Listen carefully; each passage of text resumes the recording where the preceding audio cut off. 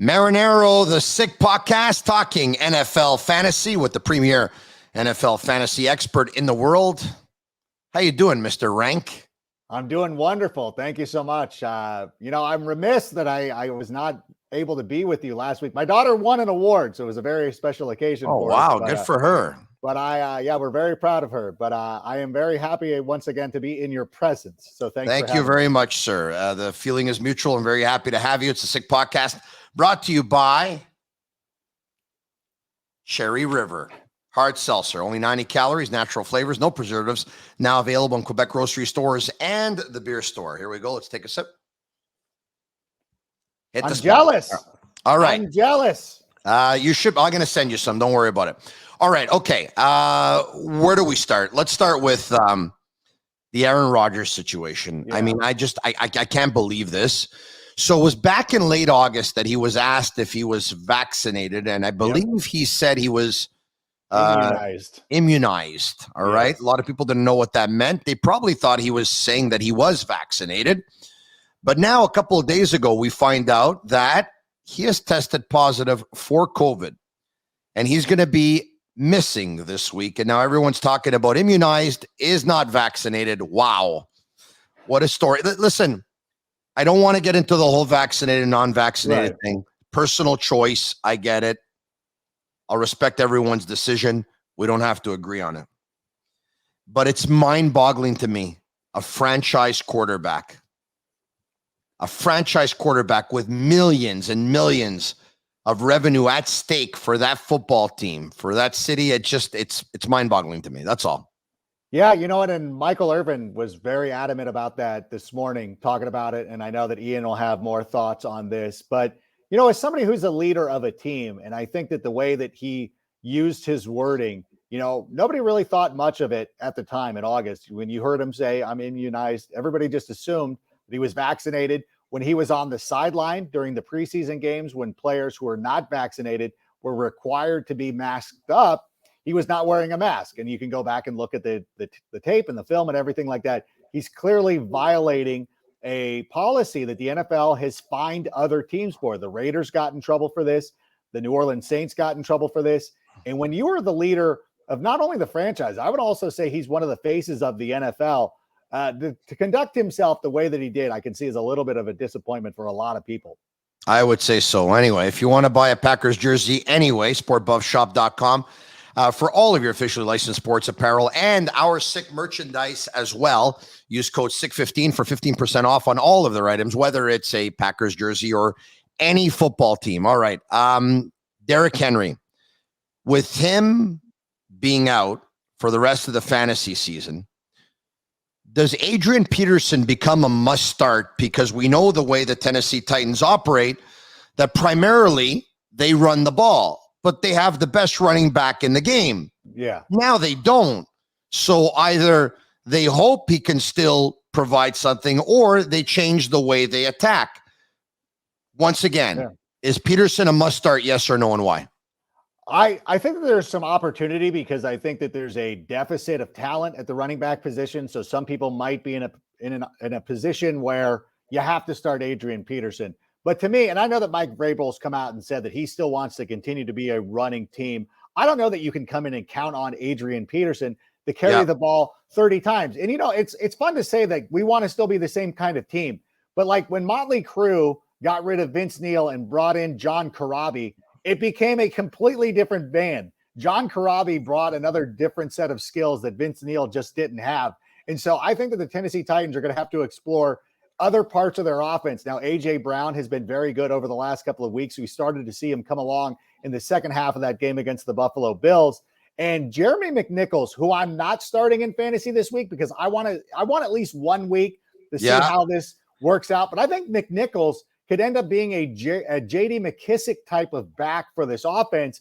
And if the Tennessee Titans are now having to throw the ball more, they still have one of the most, generous defenses out, trying to put this mildly.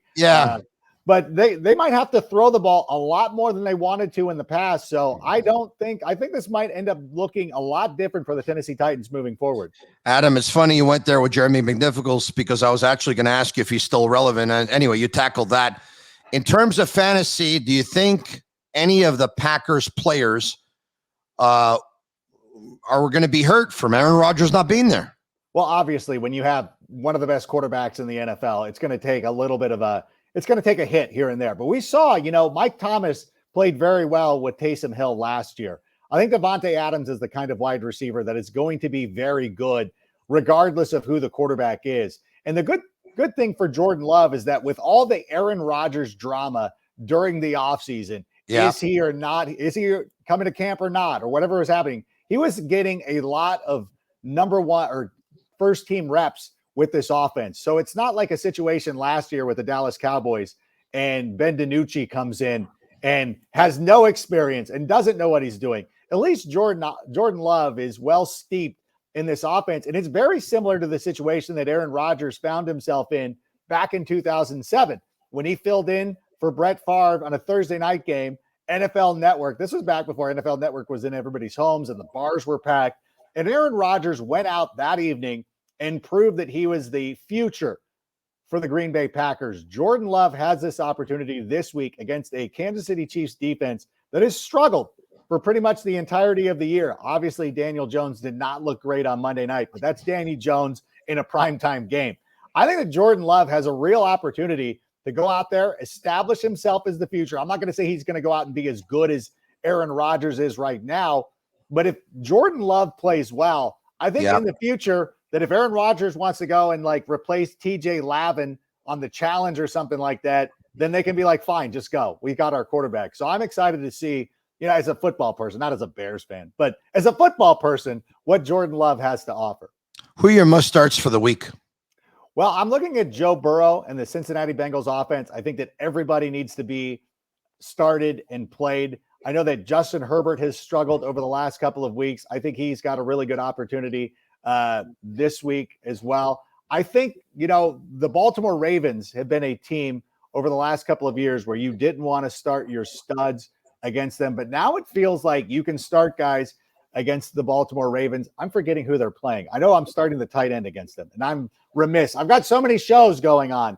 I can't tell you who I'm going in, who I'm going out of, but I think guys like Najee Harris are a really good option this week against the Chicago Bears. I know that's kind of a chalk play right now. Jalen Hurts was the only quarterback who had over 20 fantasy points in his first 7 games this season. Last week, it did not work out, but that was because they were winning so heavily against the Detroit Lions that they had to pull him out. And I know a lot of people have questions about that Eagles backfield. Boston Scott and Jordan Howard played the majority of the snaps through the first 3 quarters of the game. And Kenny Gainwell, who everybody loved a week ago, if I would have been on the show last week, I would have been talking about Kenny Gainwell. I'm glad I saved myself by not being here. His snaps didn't come until that game was a blowout in the 4th quarter. So I love Boston Scott this week. I think he's got a really big chance, a big opportunity. And Myles Gaskin is another one that I get a lot on Twitter. Love him this week against the Houston Texans. Ravens hosting the Vikings Sunday at 1:00 to answer your question. All right. Now I know. Wait, Tyler Conklin. Tyler Conklin is a must start. Thank you for reminding me. I think and I wanted to bring up Kirk Cousins too, because he's been a quarterback that a lot of people have been relying on this season, but Kirk Cousins just is who he is. It's like I had a very aggressive German Shepherd that I'd always play with. And eventually that German Shepherd would clip me, but I couldn't get mad at the dog because that's just the way that she is. And similarly, when you play Kirk Cousins long enough in fantasy, he's going to burn you one week. But I love the matchup this week against the Baltimore Ravens. Don't be shy about getting those Vikings back out into your lineup. All right. So I know you're a Chicago guy. I'll leave you with this. Bears versus the Steelers on Monday Night Football. Your Bears have a shot. You know what? They're 3-0 against the Steelers since 2015. It's been a real problem. Even in some down years for the Chicago Bears, for whatever reason, they have always found a way to beat the Pittsburgh Steelers. So I know I look like a homer every time I pick the Bears to win, but I sincerely believe the Bears are going to win this week. Ask Cash. He'll probably disagree with me, and I will respect his opinion because he's very good at what he does. Yeah. I love the Bears' chances this week. I love Justin Fields already. I think he's going to be a beauty. We'll talk to you soon, and so are you. 2 beauties. Oh, you're too kind. Thank you so much. Let's go to Ian Rapoport. Word on the street with Rap Sheet. One of the best insiders in the game. He joins me right now. How you doing, Ian? What's up, man? How are you? I'm okay, but I got to tell you, I'm really rattled by this whole Aaron Rodgers situation. I was just talking about it with Adam, but when he was asked back in late August if he was vaccinated and he replied that he was immunized, I think a lot of people assumed that he was vaccinated. And we found out a couple of days ago that he tested positive for COVID. And then, you let everyone know, the football world know, that he was not vaccinated, and immunized is not vaccinated. And there have been images of him parading around without a mask and violating league rules, COVID rules. And I'm wondering what the repercussions are here. Well, we're going to find out, because the NFL has decided to investigate and really look into Aaron Rodgers, and not just Aaron Rodgers, but the Packers' handling of Aaron Rodgers. Did he follow COVID protocols? He was seen several times at the podium at a press conference without a mask. Sometimes he was seen with a mask on his neck, but never at the podium wearing a mask like some players do. He did, inside the building, follow COVID protocols, wearing a mask to and from, all of that stuff. He got daily testing. So, bye week, for instance, not allowed to go anywhere, has to come in for daily testing at 6 a.m. There's a lot of protocol things that you need to do. He followed all of them. Packers knew he was unvaccinated. Teammates knew he was unvaccinated. This was not a secret inside the walls of Green Bay. It was just us, the public, and the media that didn't know he was unvaccinated. Wow. All right. Jordan Love. I guess an outstanding game for him won't really change anything in Green Bay, will it? I don't know about that. I mean, he's not going to supplant Aaron Rodgers, but it's fascinating because at the end of the season, the Packers, may or may not have to choose something. Do they trade Aaron Rodgers like he kind of asked them to think about or whatever? Do they trade Jordan Love and get something for him? What if Jordan Love comes out and throws for 350 yards and looks flawless? Do the Packers all of a sudden get a first-round pick for their backup quarterback? Maybe. I mean, the Patriots got a second rounder for Jimmy Garoppolo, and he had only had, I think, 2 starts. So Jordan Love going out and playing well could have dramatic could really make a dramatic difference for the Packers going forward. Whether or not it means he's their starting quarterback or not, it could just mean what kind of pick they get in a trade. If I'm the Packers ownership group, I mean, I'm absolutely livid about the fact that my star player, my quarterback, who I've invested millions in and is continuing to make millions, is taking these chances around his teammates when millions of more dollars are at stake, and playoff games and, home gates and revenue and all this stuff. This is mind-boggling to me. I just told Adam that I can't get over it. Yeah, I mean, unfortunately, it's a personal choice, and there's no vaccine mandate from the NFL and the NFLPA. There's just players have choices to make, and whether I agree with it or not, whether coaches agree with it or not, whether owners agree with it or not, it is their personal choice, for better or worse. So you do have quarterbacks, star quarterbacks, Carson Wentz, Kirk Cousins, Aaron Rodgers, who are not vaccinated. And, if it was the rules to mandate it, all those guys would be vaccinated. But it's not the rules. It's strongly advised, and life is much easier if you're vaccinated. So as a team, you can't do anything if your quarterback wants to put, himself at risk and the team at risk. It's like, if he goes skydiving on a Tuesday, you can be against it, but I don't know how much you can do about it, unfortunately. Devastating story in Las Vegas. What's the latest on Henry Ruggs? Yeah, Henry Ruggs had his court appearance on Wednesday. Bail was set. I'm not sure right now if he was released, but we did find out that it was a young woman that his alleged drunk driving killed, also a dog, going over 150 miles an hour on a residential street. The car was burning while the victim is inside, which is just, horrific and terrible. It's all bad. And now the Raiders, are going to have to try to play a football game. And I don't know how they do that, honestly. I really don't. What's going on with Odell Beckham? Are they going to release him? I don't know if they're going to release him, because they do have some options. I mean, I think, it would surprise me if he played another down for the Browns. but they could also keep him, right? I mean, they could say, you know what? We're not going to let you shoot your way out of town by having your dad post videos of you not getting the ball and having LeBron tweet. Like, we're going to pay you anyway, so we're just going to say don't come, and that's that. Now, he could decide to show up, and if he shows up and is disruptive, he could get suspended and lose his money. So he doesn't have a lot of options. Team probably has more options. So we'll see which way this ends up going. I'm sure there's a common ground somewhere. I just don't know where it's going to be. Two of the masterminds behind this show, behind the scenes, are huge Tennessee Titans fans, and they're crossing their fingers and they're hoping that Derrick Henry will be back to play in the postseason. What are you hearing? Well, the Titans are in a position now to where they should have a good chance at the playoffs, right? Just based on where they are. If they make the playoffs with the huge lead in the division, there's a very good chance Derrick Henry will be there. He should be able to come back by January, right? So he'll have a fresh leg, Derrick Henry, probably back for the Titans in the playoffs. And that all of a sudden becomes extremely interesting. You have an MVP candidate, one of the best players in football, just showing up for the playoffs, ready to roll. They got to get there, and that's a long way to go. Yeah. But I would say there's a lot to look forward to if you're a Tennessee Titans fan. Crazy to say that an injury to Derrick Henry might end up being a blessing in disguise come January, February, but that's the case. All right. Yeah. Adrian Peterson, the temporary relief, the guy who comes in, they go out, they acquire him. Is he a full goal this week? I think he probably is. I think that's, there's probably a good chance he plays. And, he keeps himself in amazing shape. He is a freak of nature. We'll see what kind of product he ends up putting on the field. He's not Derrick Henry, but the team is a great rushing offense. So, could he be really effective? I think he could, right? I mean, they're so well designed just as far as running the ball.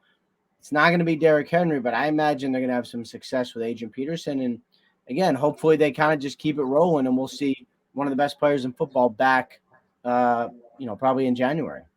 In ending, besides everything we talked about, what's the most interesting storyline going into this weekend? What will you keep your eye on? I mean, I know we sort of talked about it a little bit, but Jordan Love, I would like to see him play football. It's going to be really interesting. We've only seen it in a preseason game. The Packers got absolutely trashed for making that pick. Everybody ridiculed them. It was a terrible pick, and no one had seen him play at all. Well, maybe he's good. What if he's good? It adds a million layers to that. So that is what I am looking forward to. That is what I am fascinated about. We'll talk to you again next week. Look forward to it, man. Take care. Cheers, bud. Me too. Time to make some money. Time for Sick Picks. Brought to you by MyBookie. That's right. You can place your bets on MyBookie. You go to mybookie.ag/the Sick Podcast and use code SickPicks to double your deposit. Bet, win, get paid. You can follow him at Run My Bets. My buddy Cash. Cash. Make everyone some cash, man. Let's go. What's happening, guys? I have a pick for tonight's Thursday night games. It's an ugly game, guys. Jets and Colts. Here's the thing, guys. The Jets just came off a huge upset win over the Bengals. Not a lot of people projected that, but that was a really good spot for the Jets, and today can't be any more the opposite. Give me the Colts -10. I think the number is a little bit too short. I thought they should have beat Tennessee. There were some bad interceptions by Wentz. I like the Colts -10, number one. Adam Rank, I saw him. Hold on a second. How many units are you putting on that? How many units? That's going to be give it 2 units. 2 units. 2 units on that one. Okay, yeah. Next, Adam Rank. Adam Rank was asking about the Bears and the Steelers. Yeah. Here's the thing. I don't have anything in my pocket right now. I don't have an official bet slip right now. I'm going to have to on Monday, though, because I'm going to have people asking for a play. And here's the thing. Right now, at this moment, I can't justify laying 6.5 with the Steelers. I can't justify laying 6.5 with them against anybody. The Bears can score. They're usually known for their defense. Their defense really hasn't been that great. They just got lit up by San Francisco in the second half. Yeah. Give me the Bears +6.5. Sprinkle some on the money line. I think they can win outright. My last game, I brought the hat out today, guys. The Vikings. Look, here's the thing. The Vikings, full transparency again. I had the Vikings for Sunday Night Football, and these guys robbed me. No Dak Prescott, and they lost outright to the Cowboys. So here's the thing. Everyone is going to say the Vikings suck. How the hell are they going to go and beat the Ravens? Well, they don't got to beat the Ravens. They just got to lose by less than 6 points. And I think that's what they're going to do. It's going to be a massive public overreaction. My line's about 3.5 to 4. And this is coming from a guy who has a future on the Ravens to win the Super Bowl. Give me the Vikings +6. It's way too many points. Like last week, I think we're going to cash all the plays in the show. We've been hitting these at a spectacular rate. And let's do the same thing this week, 3-0. He is spectacular. Why? I'm going to tell you why. This is my wallet, by the way. Because he makes you cash. That's what he does. That's what he does. That's what he does. He makes you cash. Look, it's raining cash. Hallelujah. It's raining cash. Yeah. See you, Cash. Marinaro. I'm out. The Sick Podcast. Till next time.